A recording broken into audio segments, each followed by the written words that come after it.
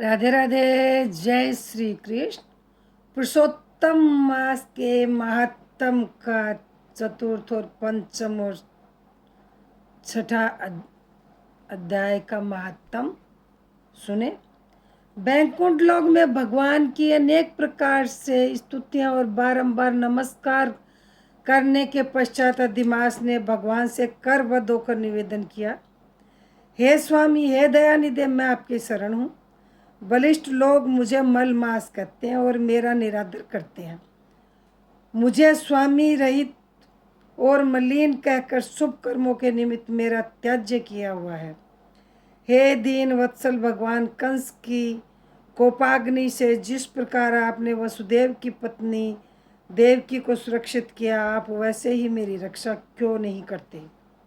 दावानल से ग्वालों एवं पशुओं को बचाने वाले दीन बंधु, आप मुझ शरणागत की रक्षा क्यों नहीं करते। जरासंध के बंधन से जिस प्रकार आपने राजाओं को मुक्त किया, उसी तरह आप मुझ शरणागत की रक्षा क्यों नहीं करते। हे दीन वत्सल स्वामी, ग्राह के मुंह से जिस प्रकार गज को मुक्ति दिलाई, उसी प्रकार शरण में आए हुए मुझ दीन की रक्षा क्यों नहीं करते। इस प्रकार भांति भांति से मलमास भगवान से विनती कर रहा है। अधिक मास की यह करुण पुकार सुनकर भगवत वत्सल भगवान ने कहा, हे वत्स, तुम अति शोकाकुल हो। यह महान शोक जिससे तुम व्याकुल हो कौन सा है। तुम अब शोक को त्याग दो, मैं तुम्हारा दुख अवश्य दूर करूँगा। जो प्राणी मेरी शरण में आ जाता है उसे कोई दुख नहीं होता। तुम मृत्यु की कामना क्यों करते हो, यह स्पष्ट कहो, अब शांत हो जाओ।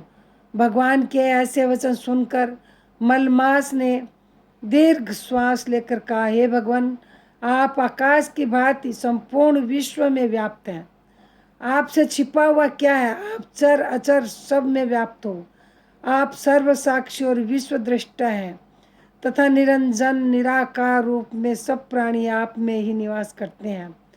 अक्षण लाभ मुहूर्त दिवस रात्रि पक्ष मास आदि सभी अपने अपने स्वामी से आदेश पाकर सदा निर्भय आनंद मग्न रहते हैं। परंतु मेरा कोई स्वामी नहीं है, मेरा कोई नाम नहीं है, न मेरा कोई आश्रित है। इसी से देवता मेरा निरादर करते हैं और मनुष्यों से शुभ कार्यों से मुझे निषिद्ध कर रखा है। आंसू बहाते हुए मलमास ने आगे कहा, हे प्रभु, प्रत्येक स्थान पर सभी जीवों से ऐसा भीषण अपमान पाकर मैं अब जीवित ही नहीं रहना चाहता।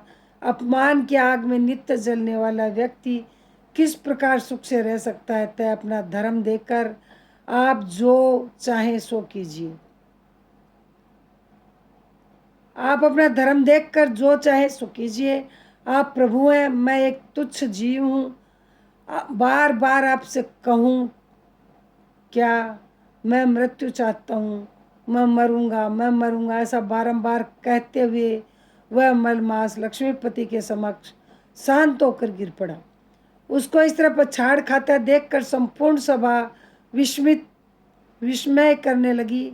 नारायण कहने लगे, उस समय वह अधिक मास जो ही गिर कर चुप हुआ। श्री कृष्ण भगवान दया से भर उठे और मधुर वचनों में उसे सांत्वना देने लगे। इति श्री पुरुषोत्तम मास महात्म मल मास विज्ञप्ति नामो चतुर्थ अध्याय संपूर्ण। अब हम 5वां अध्याय सुनते हैं। देव ऋषि नारद ने भगवान श्री नारायण से पूछा कि हे महाभाग, चरणों में पड़े अधिक मास को भगवान श्री कृष्ण ने क्या उत्तर दिया और उससे क्या क्या कहा। वह संपूर्ण वृत्तांत कृपा करके मुझसे विस्तार पूर्वक कहिए। श्री नारायण बोले, हे नारद, विष्णु भगवान ने गरुड़ को संकेत से आज्ञा दी तो वह अचेतावस्था में पड़े अधिक मास को अपने पंखों से हवा करके चेतन करने लगा। अधिक मास चेतन अवस्था में आकर बोला, स्वामी, मैं इस प्रकार का जीवन नहीं चाहता। मैं तो आपकी शरण आया हूँ, मुझे त्यागिए नहीं। तब भगवान ऋषिकेश अधिक मास से बोले, हे पुत्र तू अब सोच मत कर, उठ उठ तो सही, मुझे तेरे दुख के निवारणार्थ एक युक्ति सूझी है। हे वत्स, तू मेरे साथ योगियों को दुर्लभ गोलोक में गोपीजनों के मध्य भगवान श्री कृष्ण मुरली मनोहर दीनानाथ भगवत वत्सल विराजमान है। वे भगवान श्री कृष्ण ही दुख हरण करने वाले हैं, वे ही तुम्हारा दुख दूर करेंगे। आओ पुत्र, हम दोनों उन्हीं के समीप चले। श्री नारायण बोले।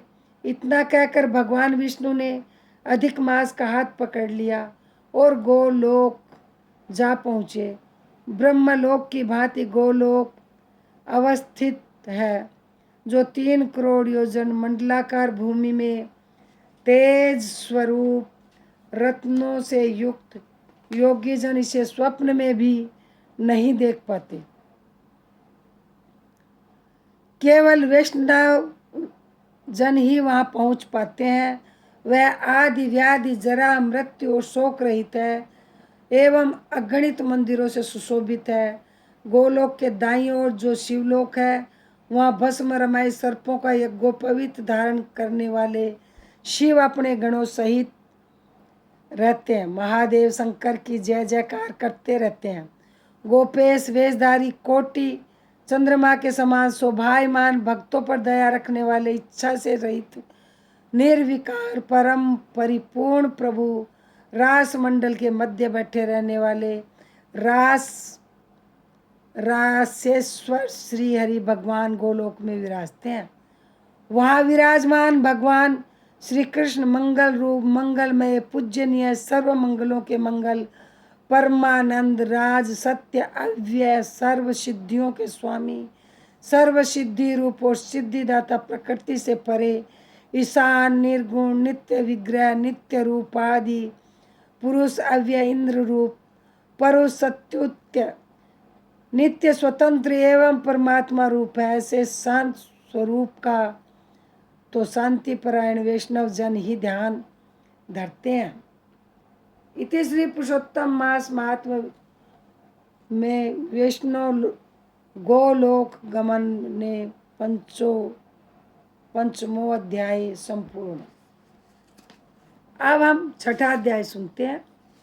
नारद जी बोले, निष्पाप विष्णु भगवान ने गोलोक धाम पहुंचाकर क्या किया, सो मुझे सुनाइए। श्री नारायण बोले, हे नारद, अधिक मास सहित भगवान विष्णु गोलोक में जब पहुँचे तो क्या क्या हुआ, वह सब कथा सुनाता हूँ, ध्यान पूर्वक सुनो। गोलोक में ज्योतिर्मय भगवत धाम को जो ही विष्णु जी ने दूर से देखा तो उनके नेत्र उनके तेज के कारण चकाचौंध हो गए। किसी प्रकार नेत्रों को धीरे धीरे खोलकर अधिक मास को अपने पीछे पीछे चलने को कहकर भगवान विष्णु आगे बढ़ने लगे। हरि के द्वारपाल ने उनको देखकर उनके चरण वंदना की। तदंतर श्री विष्णु जी भगवत धाम प्रविष्ट हुए तो पुनः धाम के तेज से उनके नेत्र बंद हो गए। उन्होंने भगवान पुरुषोत्तम श्री कृष्ण को सादर प्रणाम किया। उस समय भगवान श्री कृष्ण रत्नजड़ित सिंहासन पर गोपियों के मध्य विराजमान थे। रमाकांत विष्णु कर वध होकर प्रणाम करते हुए भगवान श्री कृष्ण से बोले, हे गुणातीत गोविंद, दीनानाथ, अव्यय, गोपेश वेशधारी श्री कृष्ण की यह विष्णु वंदना करते हैं। इस प्रकार भगवान श्री कृष्ण की स्तुति करने के उपरांत उनकी आज्ञा से विष्णु जी रतन जड़ित सिंहासन पर बैठ गए। श्री विष्णु जी ने फिर कांपते हुए अधिक मास को श्री कृष्ण के चरणों में दंडवत कराया। इस पर श्री कृष्ण भगवान ने पूछा, यह कौन है, गोलोक में कहाँ से आया, रोने का क्या कारण है। श्री नारायण बोले, नव मेघों के सदृश्य श्यामल शरीर वाले गोलोकनाथ के वचन सुनकर विष्णु भगवान ने सिंहासन से उठकर आदि से अंत तक अधिक मास के कष्टों का वर्णन किया। श्री विष्णु जी बोले, वृंदावन चंद्र, हे श्री कृष्ण, यह स्वामी रहित है, आप इसके दावाग्नि को दूर करें। यह अधिक मास है, इसमें रवि की संक्रांति नहीं होती, इसी से यह मलिन है और शुभ कर्मों के लिए त्याज्य है, क्योंकि इसका कोई स्वामी नहीं है। इसी से स्नान दान आदि शुभ कर्मों के लिए त्याज्य किया गया है। 12 महीने कला काष्ठ आदि उत्तरायण दक्षिणायन वर्ष ये सभी तो स्वामी वाले हैं, अतः गर्व से सभी इसको अपमानित करते हैं। दुख की ज्वाला में झुलसता हुआ यह अधिक मास मेरे समीप आया था। इससे अन्य दयालु व्यक्तियों ने मेरे पास भेजा और इसने मेरी शरण में आकर कंपित एवं रुदन करते हुए मुझे अपना दुखड़ा सुनाया। इसका यह महादुख आपके अतिरिक्त और कोई दूर नहीं कर सकता, अतः यह आपका शरणागत है। मैं अपने अनेकों अनेक कार्य छोड़कर इसलिए आपके समक्ष आया हूँ, सो मेरा आना सफल कीजिए। ऐसे विनय के वचन कहकर भगवान विष्णु हाथ जोड़कर भगवान श्री कृष्ण के मुख कमल को निहारते हुए खड़े हो गए। सूत जी से कहा कि यहाँ तक का प्रसंग सुनने के पश्चात ऋषियों ने कहा, हे सूत जी महाराज, आपके मुख से सुनकर हम हरि की अमृत रूपी कथा का पान कर रहे हैं। हे सूत जी, विष्णु और श्री कृष्ण का संवाद तो सर्वलोक को उपकारार्थ है, सो कृपा कर उसे हमें विस्तार पूर्वक सुनाए। इति श्री पुरुषोत्तम मास महात्म्ये श्री नारायण संवादे षष्ठमो अध्याय संपूर्ण। सप्तम अध्याय। श्री पुरुषोत्तम भगवान श्री कृष्ण ने कहा, हे विष्णु, आपने यह उचित किया तो मलमास को मेरे समीप ले आए, इससे आपकी लोक में कीर्ति बढ़ेगी। जिस प्राणी को तुमने अंगीकार किया उसे मैंने भी अंगीकार कर लिया, इसको मैं अब अपने ही समान श्रेष्ठ कर दूंगा। मेरे सभी गुण, कीर्ति, अनुभव, ऐश्वर्य, पराक्रम, भक्तों को वरदान देने की शक्ति आदि जिसके कारण मैं प्रसिद्ध पुरुषोत्तम कहलाता हूँ, उन सभी को मैं इसे ही प्रदान करता हूँ। मेरे पुरुषोत्तम नाम से यह मास भी प्रसिद्ध होगा। मैंने अपने सब गुणों से इसे संपन्न किया। हे मधुसूदन, इसका स्वामी भी मैं स्वयं ही बनता हूँ। इसके नाम के द्वारा ही संपूर्ण जगत पावन हो जाएगा। मेरे समानता पाने के कारण यह मास ही सब मासों का अधिपति कहलाएगा। यह मास जगत का पूज्य एवं वंदनीय हो जाएगा। इसको पूजने वाले सभी प्राणी दुख दारिद्र्य से मुक्त होकर मेरी भक्ति और अंत में मुक्ति स्वरूप मेरे धाम को ही प्राप्त करेंगे। भगवान श्री कृष्ण ने आगे कहा, अन्य दूसरे मास तो सकाम है, किंतु मैंने इसे अपने समान सर्व लोकों का मोक्षदाता और निष्काम बना दिया है। जो व्यक्ति इस अधिक मास में पूजा करेगा वह अपने समस्त कर्मों से मुक्ति प्राप्त करके निसंदेह मुझे प्राप्त करेगा। यह पुरुषोत्तम मास अब बिना किसी परिश्रम और कष्ट के मेरे पद को पा गया। इसको पूजने वाले सब व्यक्ति भी केवल एक मास के पूजन और व्रत से बिना कष्ट के जरा और मृत्यु से रहित होकर परम पद को प्राप्त करेंगे। चतुर्मासिक यज्ञ करके स्वर्ग की प्राप्ति होती है। वहाँ के भोग भोगने के पश्चात पुनः पृथ्वी पर आना पड़ता है, किंतु विधि एवं श्रद्धा पूर्वक जो इस पुरुषोत्तम मास को पूजेगा वह अपने परिवार सहित मुझे निश्चय ही प्राप्त होगा। मुझे प्राप्त कर वह जन्म मृत्यु आदि व्याधि एवं जरा आदि सभी से मुक्त होकर इस संसार में जन्म नहीं लेगा। मेरे परम धाम को वेद एवं धाम बतलाते हैं, जहाँ से फिर आना नहीं होता। यह पूर्णतः सत्य ही है। मैं स्वयं इस मल मास का स्वामी बना हूँ और इसे मैंने ही प्रतिष्ठित किया। मेरा पुरुषोत्तम नाम भी इसको प्राप्त हुआ। हे वैष्णव, भक्तों की पूजा मुझे प्रिय है। मैं अपने भक्तजनों की कामनाओं की पूर्ति में कभी देरी नहीं करता, परंतु इस मास के भक्त मुझे और भी अधिक प्रिय होंगे। मैं उनकी कामनाएं तो और भी शीघ्र पूर्ण किया करूँगा। जो महा अज्ञान में घिरे व्यक्ति हैं वे जप दान नहीं करेंगे, सत्कर्म नहीं करेंगे और देव विप्र तथा तीर्थों से शत्रुता करेंगे, वे दुराचारी दुष्ट व्यक्ति कभी सुखी नहीं होंगे, चिर दुखी रहेंगे। वे दुष्ट और दुर्भागी होकर जन्म लेंगे। जो मूर्ख जीव इस अधिक मास की उपेक्षा करेंगे, इसमें धार्मिक कार्य संपन्न नहीं करेंगे, वे नरक में जाएंगे।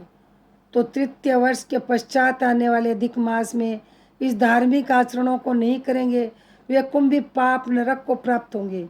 इस संसार में जन्म लेकर वे पुत्र पौत्र स्त्री आदि के महान दुख रूप दावानल में पड़कर जलेंगे। अंत में भगवान श्री कृष्ण ने कहा, जो भी इस पुरुषोत्तम मास में मेरी भक्ति पूर्वक पूजा अर्चना करेगा, वह संपत्ति पुत्र पौत्र आदि सभी सुख भोगता हुआ अंत में मेरे इस गोलोक धाम को प्राप्त करेगा। हे रमापति, इस मास के विषय में आप चिंता न करें, आप वैकुंठ लोक पधारें और इसको भी अपने साथ ही ले जाएं। श्री नारायण बोले। इस प्रकार विष्णु भगवान श्री कृष्ण के मधुर वचनों को सुनकर अधिक मास को अपने साथ लेकर गरुड़ पर विराजमान होकर वैकुंठ को पधारे। इति श्री पुरुषोत्तम मास महात्म्य अधिक मास ऐश्वर्य प्राप्ति नाम सप्तमो अध्याय संपूर्ण। राधे राधे, जय श्री कृष्ण। यह पुरुषोत्तम मास के महात्म का वीडियो आपको अच्छा लगा हो तो मेरे चैनल को सब्सक्राइब करें, लाइक करें, शेयर करें, बेल आइकन प्रेस करें, जिससे मेरा अगला वीडियो आपके पास जल्दी पहुँचे। ये मैंने 2-3 अध्याय का वीडियो इसलिए डाल रही हूँ क्योंकि मैंने शुरू से स्टार्ट नहीं किया था। अब अधिक मास ख़त्म होने को आया हुआ है। अब एक बहन ने रिक्वेस्ट करी कि कोई बात नहीं, आप 2-3 अध्याय इकट्ठे डालो, जिससे अमावस्या को जब पुरुषोत्तम मास ख़त्म होगा तब तक हमारा ये महात्म्य भी पूरा हो जाएगा। जय श्री कृष्ण, जय श्री श्याम, राधे राधे। कमेंट ज़रूर से करें।